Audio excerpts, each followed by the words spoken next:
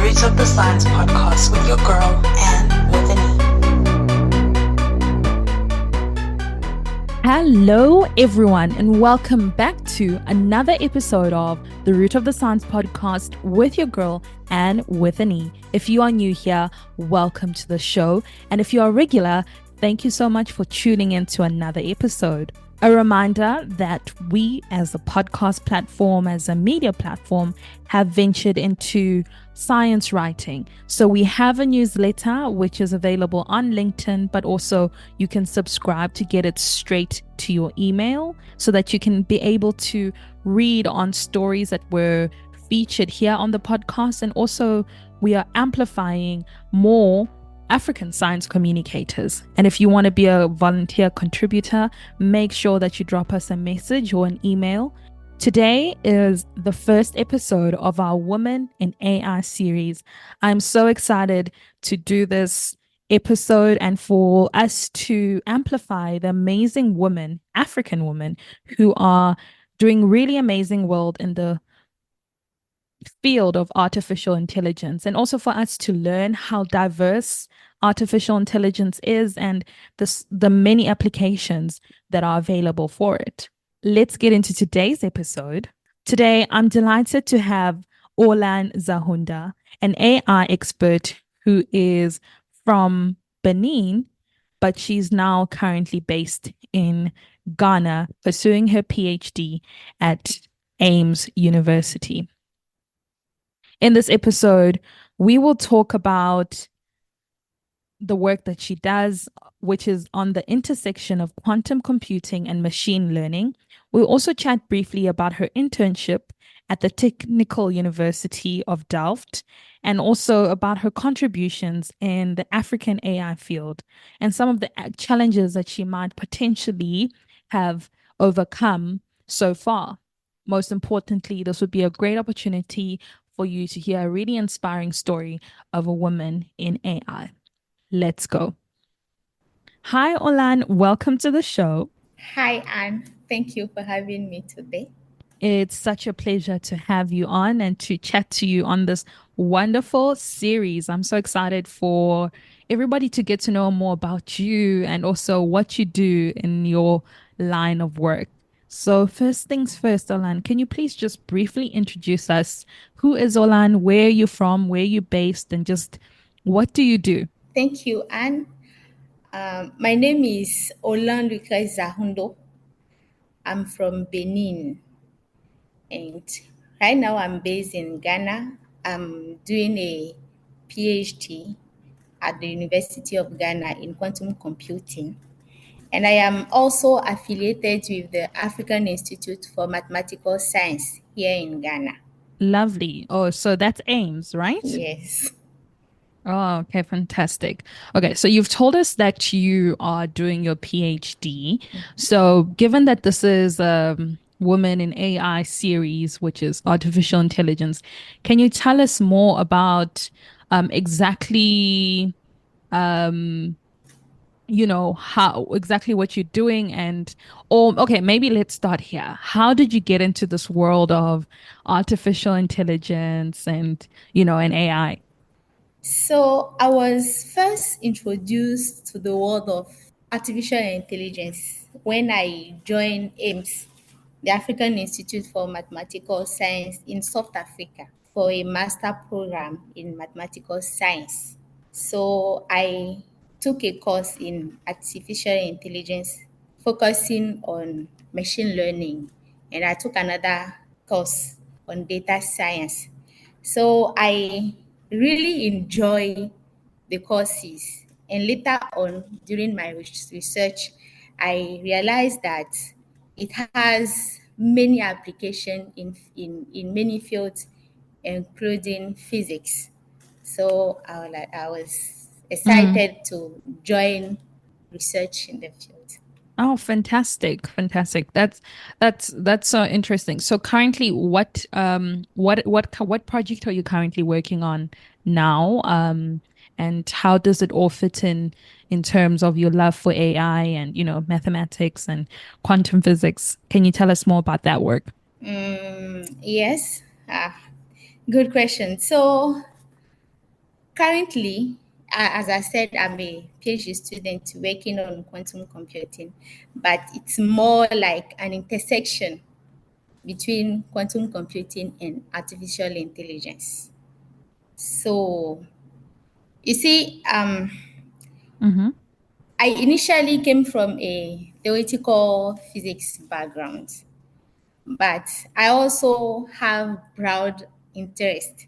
So, when you look at quantum computing and AI, they are interdisciplinary fields which draw from mathematics, physics, quantum computer science, and engineering all together. So, okay, I was very excited to combine both because, currently people are using a lot machine learning and artificial intelligence to Yeah. tackle challenges in many Mm. fields.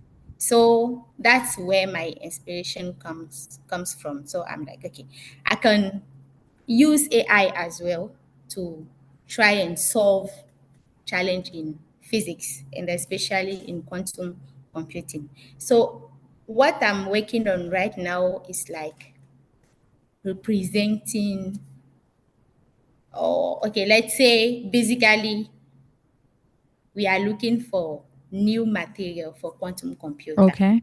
So using artificial intelligence. Okay. Aulan, I just want us to backtrack a little bit. So for someone who is not familiar at all in terms of, this field, what is quantum computing? What exactly does that mean? Yeah, no, so I want us to backtrack a little bit so that we have an understanding of what you're doing. Thank you, Anne, for your questions. So, quantum computing is a subfield of computer science. So, what it does is it Mm-hmm. leverage the principle of quantum mechanics to perform computation involving the usage of quantum computers. So, we have what we are using right now are computers, but we call it classical computers. And Okay. classical computers, they use bits 0 and 1 as the smallest Mm-hmm. unit of information. But unlike classical computers, we have quantum computers that use quantum bits, which we call commonly qubits. And unlike Okay. bits, you see, bits it's only 0 and 1.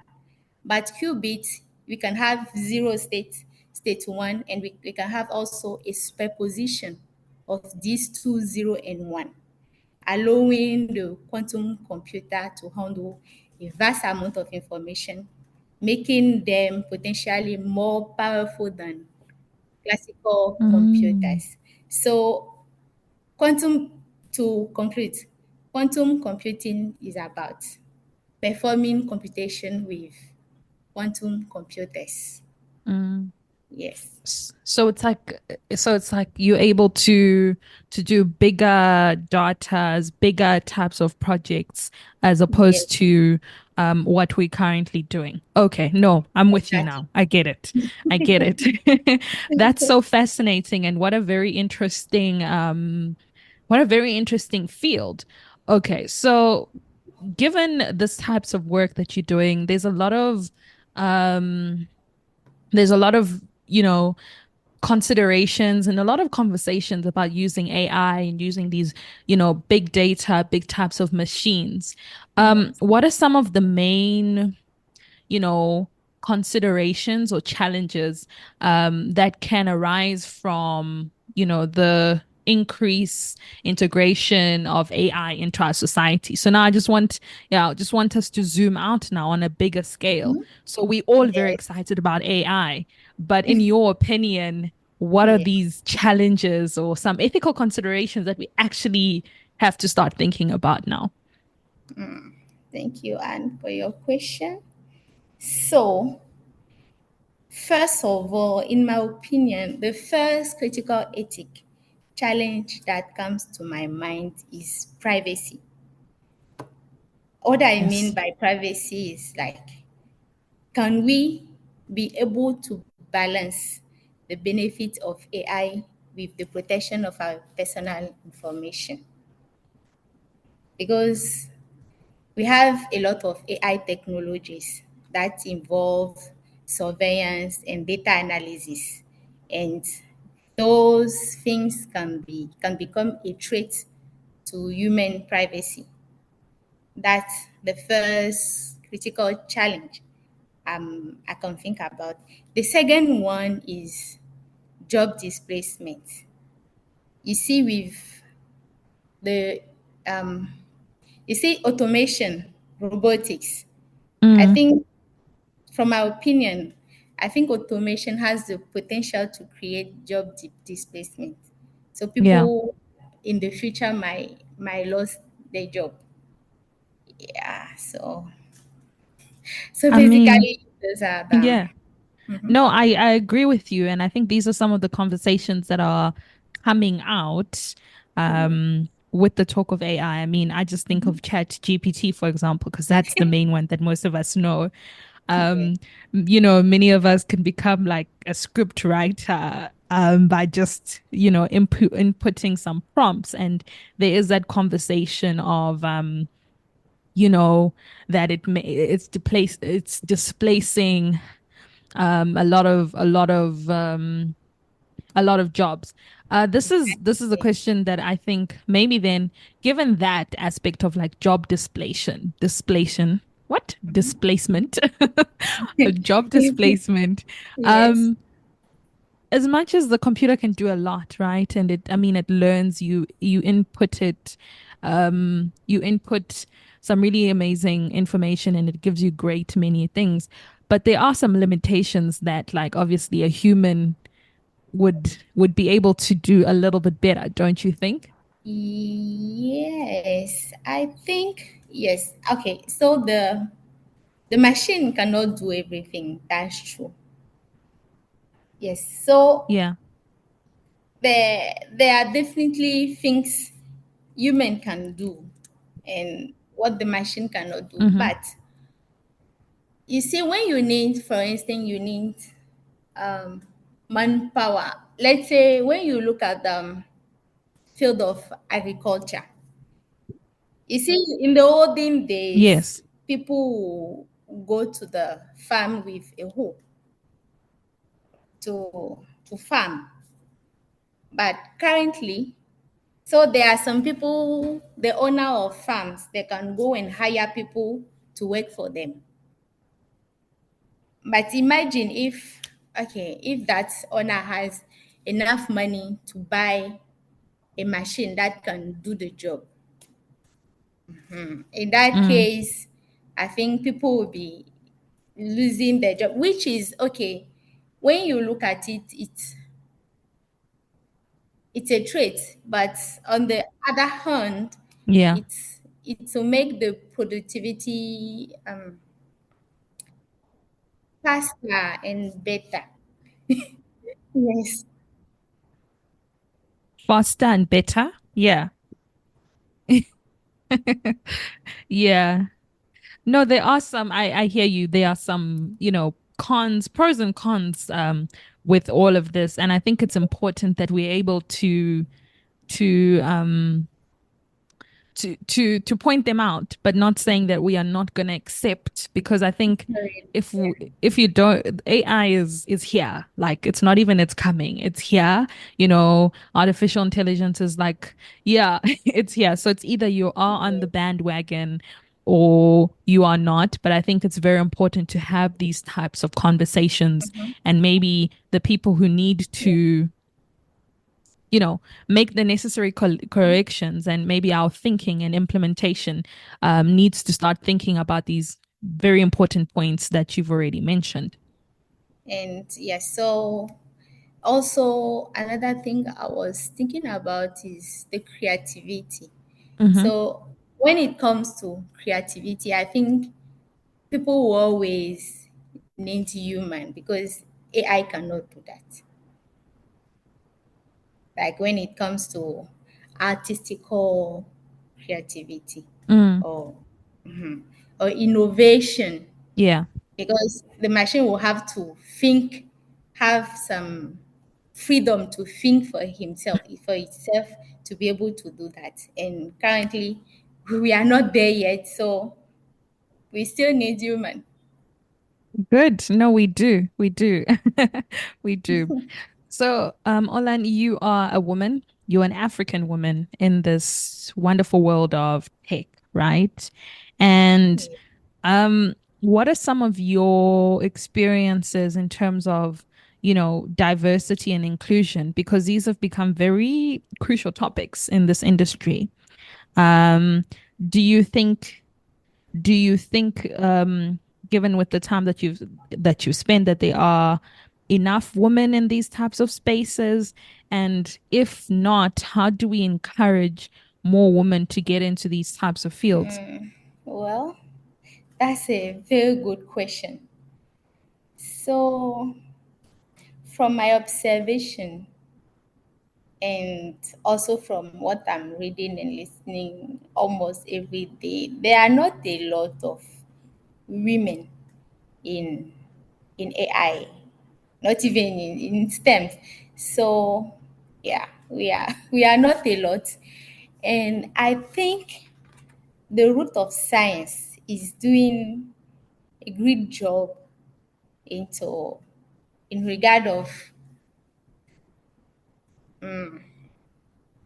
sensitizing women through this Mm, podcast. So, in my opinion, I think one thing we can do is make sure that your podcast reach a lot of people. Keep on yeah, sensitizing women, girls. The most important are the girls in high yeah. school, primary school, and be telling them the story of women who have been excelling in AI. So that's what I can think about. Oh, I think the fantastic. sensitization is the key. So Yeah. And I think even like yourself now, you're a visible role model to someone who can say, oh, there's, Olan who's doing this and she's here and she's done this as well. So you're absolutely right. thank you. Yeah. So Olan, just in terms of your professional journey, you spoke that you studied your master's in South Africa, at and then now you are in Ghana, but you did work right? If I'm not mistaken, you were an intern at TU Delft, right? Yes. Um, can you tell us about your work there and how that opportunity came came to pass? Okay.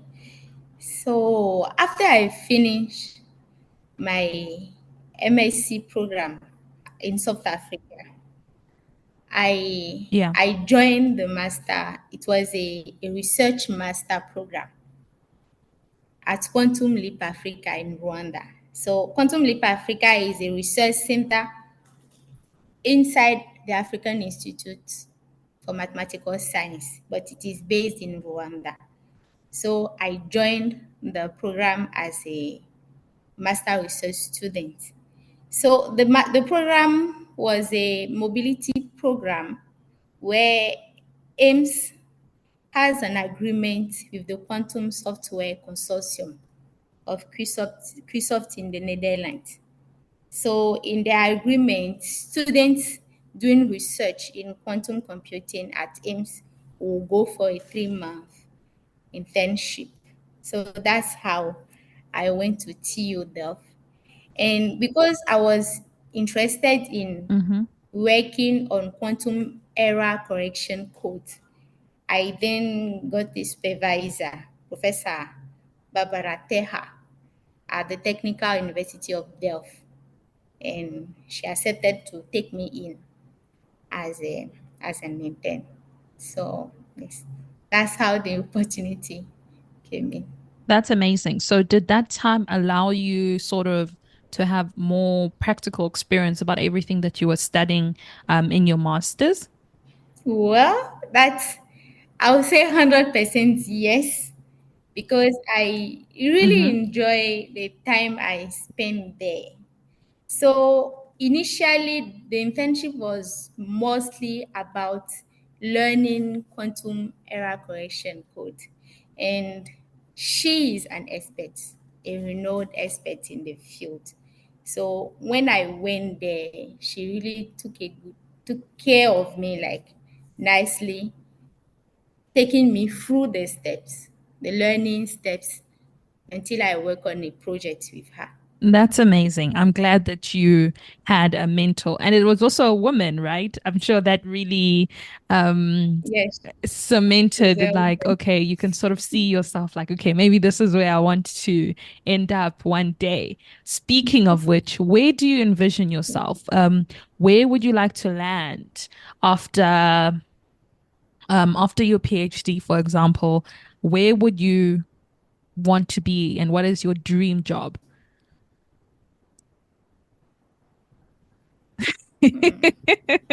Well, I put you on the spot, hey? well,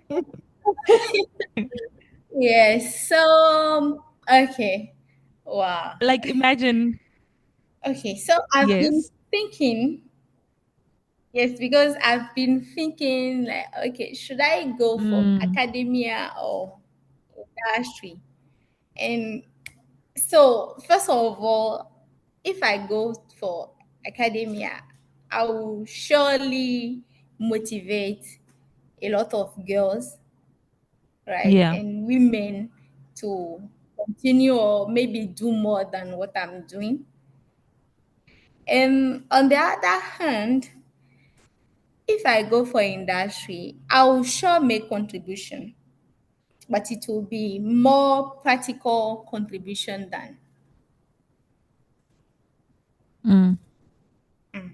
So can I say I'm still thinking about it? Yes, you can. You still have time. You still have time. But I like the, I'm in my first year, yes. in my first year of PhD, so I'm sure by the end I will decide. And I mean, you don't even have to box yourself in because, you could go into academia, then transition into industry and still be able to have the best of both worlds, or vice versa. Industry, then you go and transition back into academia. I think that's the beauty of it. You're still young. The Yeah, world is your oyster, and it's pretty exciting that you've got your vision is so much bigger than you, in terms of whether it's inspiring young or yeah, women rather to get into field or to have that like impact in AI, that practical impact that you already spoke about. So that's pretty yes. amazing and that's pretty exciting. Thank you.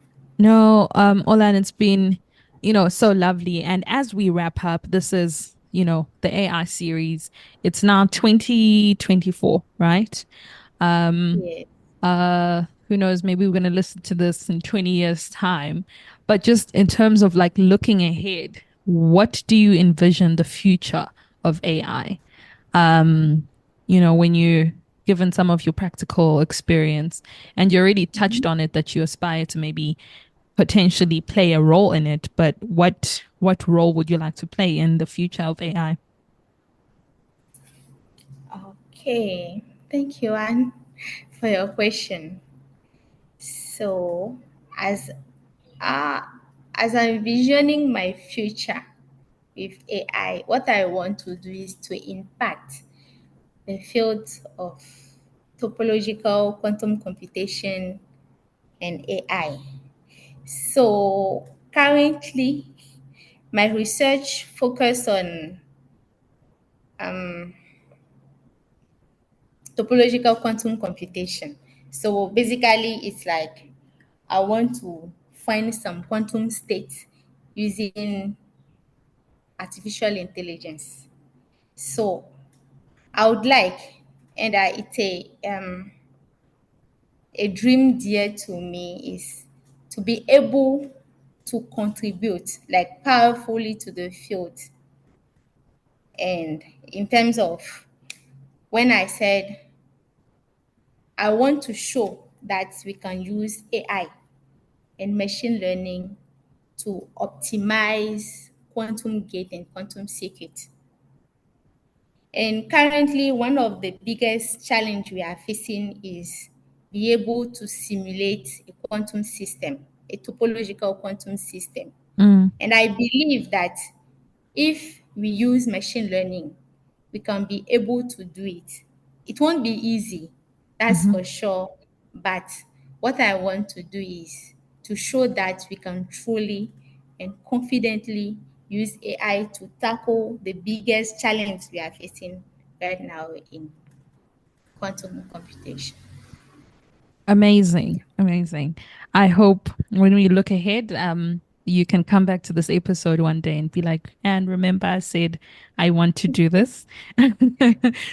So, no, fantastic. All the best, Aulan. It's been lovely chatting with you and hearing about the work that you do, particularly in this field. Continue, forging this path. It's a path that's less traveled, but it's such an important path. And I know that from this episode and from the other things that you're going to do, some young girls going to see themselves in you, and that's absolutely amazing. And I think that's something you can already be proud of, apart from what I believe are already your many, many achievements so far. Thank you very much, Chan. All right. And to everybody else, thank you so much for tuning in to another episode of the Root of the Sounds podcast with your girl and with an E. Until next time, goodbye.